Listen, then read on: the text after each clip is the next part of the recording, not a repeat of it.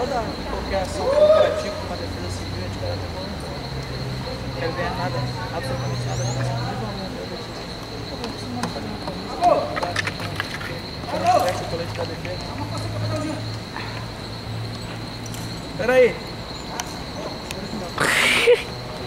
Ele fala agora. Pera aí, Gi.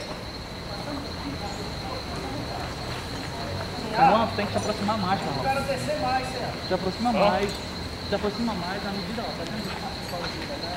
Não tem ponto de sola aqui, não vai dar. Eu não sei se como vai dar. Ei, Diadinho, ele vai fazer isso.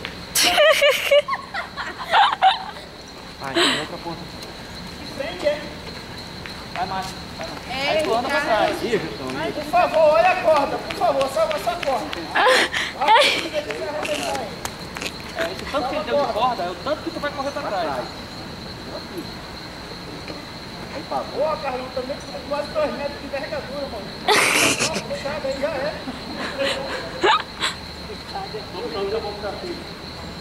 Corre pra trás, tá? Isso.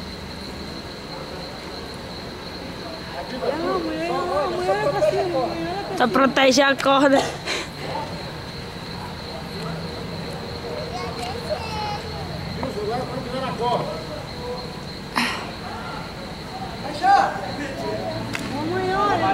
Vai, Carlão. Puxa, Carlão. Aê, boa, segura. Beleza. Aê, é isso aí. Tá bom. Essa é a segurança. Tudo bom, Jussão?